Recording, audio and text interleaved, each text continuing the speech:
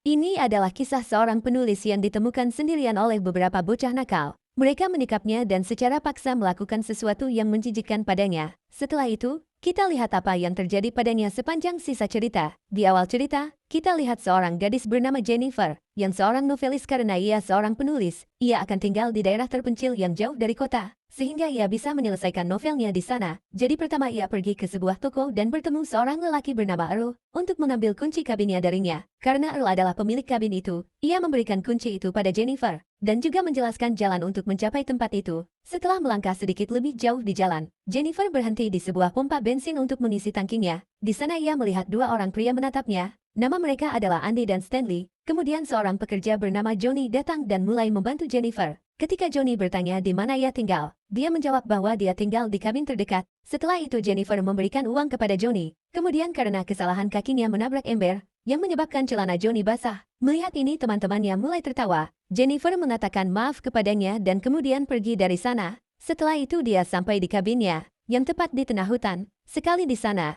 dia mulai menulis di malam hari saat Jennifer sedang berbicara dengan temannya. Dia tiba-tiba mendengar beberapa suara di belakang kabin. Ketika dia pergi ke sana, dia menemukan sebuah kamar dengan pintunya terbuka. Ketika dia masuk ke dalam, dia melihat banyak alat dan sekotak bubuk beracun. Dia dengan cepat menutup pintu kamar itu dan kembali ke kabinnya. Kemudian sambil menulis, pakaiannya basah karena kesalahan. Jadi dia masuk ke dalam untuk membersihkannya. Kami kemudian melihat seseorang mengawasinya dari jendela. Keesokan paginya saat Jennifer sedang jogging, dia menemukan sebuah rumah kecil tua di tengah hutan. Ketika dia masuk ke dalam, dia melihat bahwa rumah itu benar-benar kosong dan tak seorang pun di sana. Dia kemudian kembali ke kabinnya dan pergi ke kamar kecil. Tapi ketika dia menyalakan keran, tak ada air sehingga dia meminta bantuan. Seorang pria bernama Matthew datang ke kabinnya untuk memperbaiki pipa. Setelah dia memperbaikinya, Jennifer dengan senang hati mencium pipinya dan berterima kasih padanya. Sekarang Matthew agak pemalu dan bodoh, jadi dia kabur dengan perasaan malu.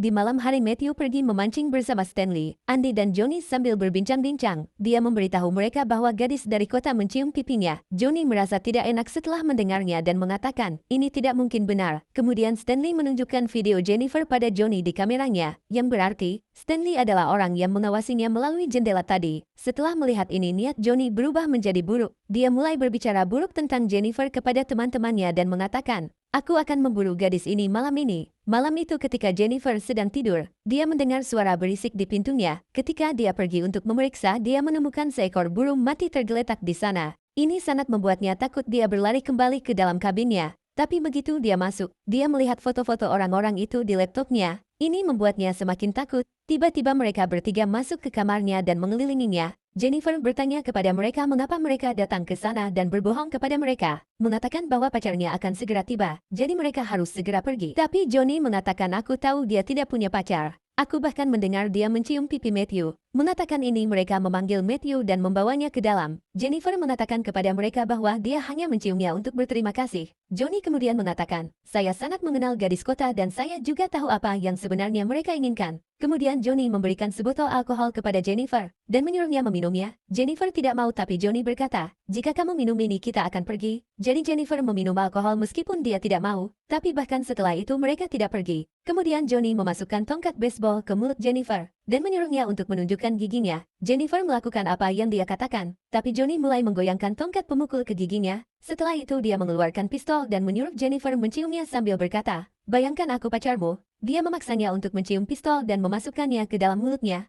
Menggoyangkannya Matthew tidak menyukai semua ini, jadi dia memalingkan wajahnya. Kemudian Andy memasukkan botol ke mulut Jennifer dan hendak memecahkannya. Tapi Jennifer mendorongnya jatuh. Dia dengan cepat mengeluarkan semprotan dari tasnya, menyemprotkannya ke mata Stanley dan kabur dari sana.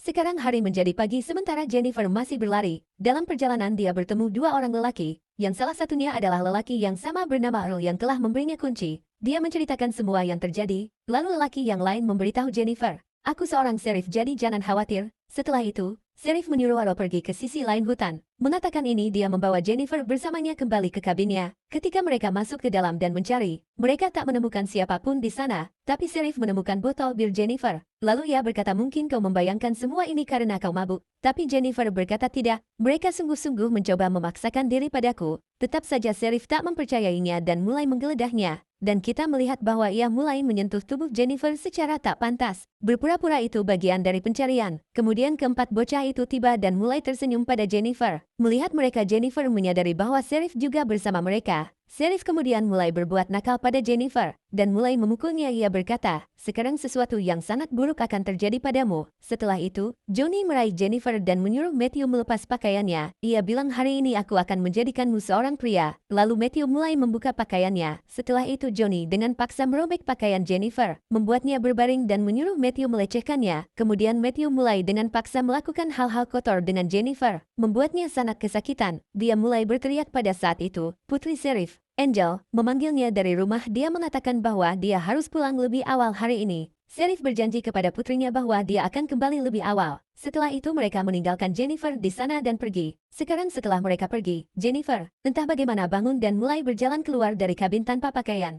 Tapi setelah melangkah lebih jauh, kelima pria itu datang di depannya lagi dan mengelilinginya. Karena mereka masih belum puas, mereka meraihnya lagi dan memaksanya untuk berbaring di tanah. Andy mulai mencelupkan wajah Jennifer ke dalam air. Kali ini, Sheriff melepas pakaiannya dan memaksa dirinya pada Jennifer. Jennifer berteriak kesakitan, tapi monster-monster itu melecehkannya satu persatu. Ketika mereka akhirnya puas, mereka meninggalkannya entah bagaimana. Jennifer bangun lagi dan mulai berjalan pergi. Setelah menoleransi begitu banyak kekejaman, dia menjadi benar-benar marah. Kemudian ketika dia sampai di dekat jembatan, mereka berlima datang ke sana lagi untuk membunuhnya, tapi Jennifer melompat ke dalam air. Ketika mereka mencarinya, mereka tidak menemukannya dimanapun, jadi mereka menunggu berjam-jam berharap tubuhnya akan melayang. Tapi tidak pernah melihat ini. Sheriff memberitahu mereka bahwa Anda semua harus mengawasi. Jika Jennifer kabur dari sini, kita semua akan berada dalam masalah. Kemudian dia membakar semua barang milik Jennifer sehingga tidak ada bukti yang tersisa. Malam itu Sheriff pergi ke rumahnya dan bertemu putrinya. Dia mengejutkannya dengan mengatakan bahwa dia telah dipilih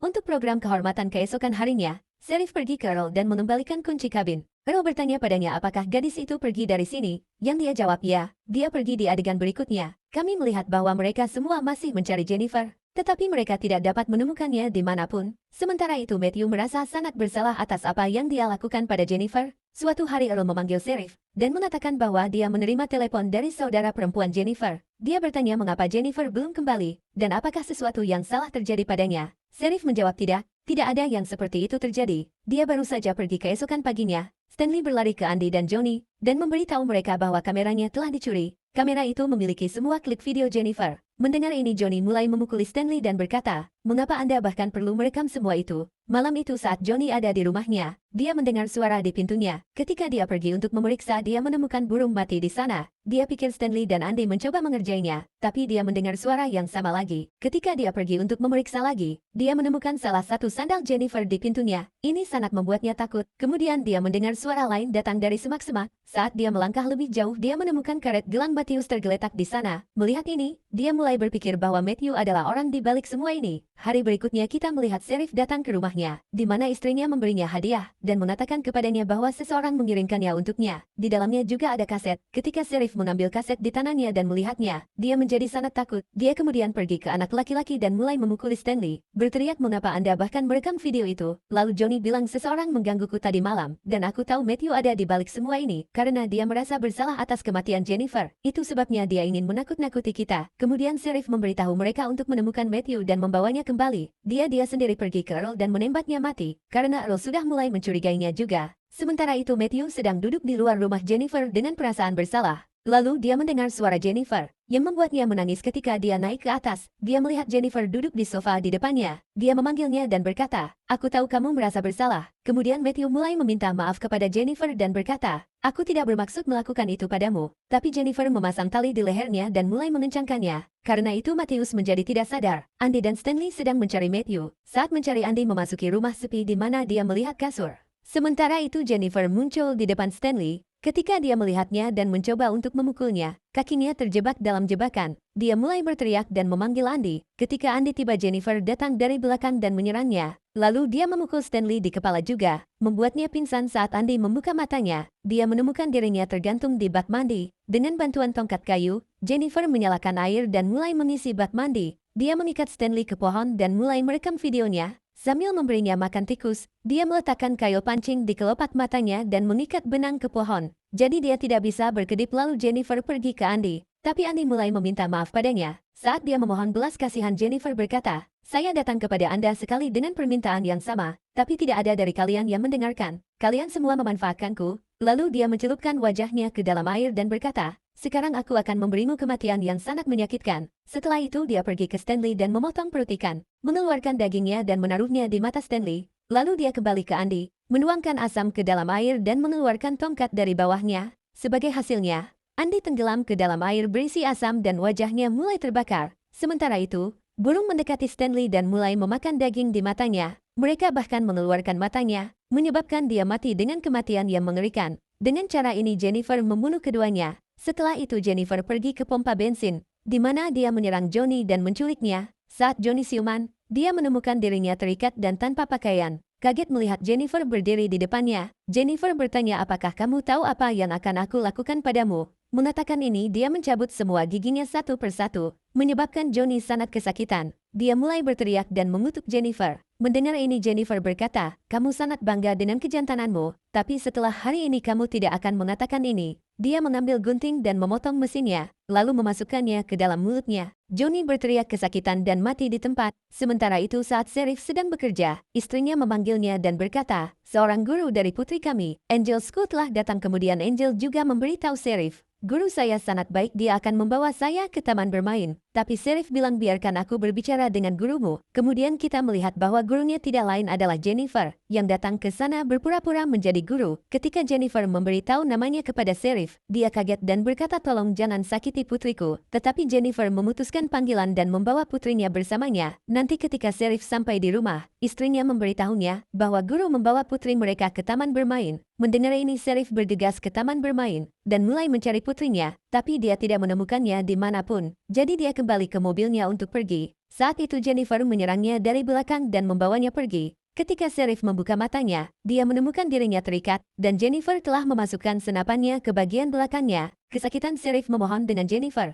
"Tolong jangan bunuh aku, biarkan aku pergi." Tapi Jennifer terus mendorong senapan masuk dan keluar dan berkata, "Saya merasakan hal yang sama ketika kalian semua memaksakan diri pada saya seperti monster." Sheriff kemudian bertanya, "Apa yang kamu lakukan pada putriku?" Jennifer menjawab, "Putri Anda masih muda dan cantik. Bagaimana perasaannya jika seseorang memaksakan diri padanya?" Sheriff dengan marah mengatakan, "Jika ada yang mencoba melakukan itu pada putriku, aku akan membunuh mereka." Lalu Jennifer berkata, "Itulah hukuman yang kuberikan padamu, karena kamu melakukan hal yang sama pada putri orang lain." Setelah ini Jennifer mengikat tali ke pelatuk senapan, dan menghubungkan ujung lainnya ke tangan Matthews, yang terbaring tak sadarkan diri di depan Sheriff. Lalu dia memberitahu Sheriff, "Ketika Matthew bangun kalian berdua akan mati." Mengatakan ini dia pergi keluar dan duduk. Akhirnya, Matthew sadar kembali dan terkejut melihat Sheriff. Sheriff mengatakan kepadanya jangan bergerak sama sekali, tapi Matthew tanpa sadar menggerakkan tangannya, yang menarik pelatuk tembakan senapan. Peluru merobek Sheriff dari belakang, dan memukul Matthew di depan. Keduanya mati di tempat. Lalu kita melihat Jennifer yang akhirnya bahagia, setelah membalas dendam dengan membunuh semua monster itu, dengan cara yang brutal, dan beginilah akhir ceritanya. Lantas, teman, beritahu kami di komentar jika kamu ingin melihat bagian 2 dari film ini. Dan jika sudah menonton videonya sampai habis, terima kasih banyak, kita akan bertemu lagi dengan cerita baru lainnya.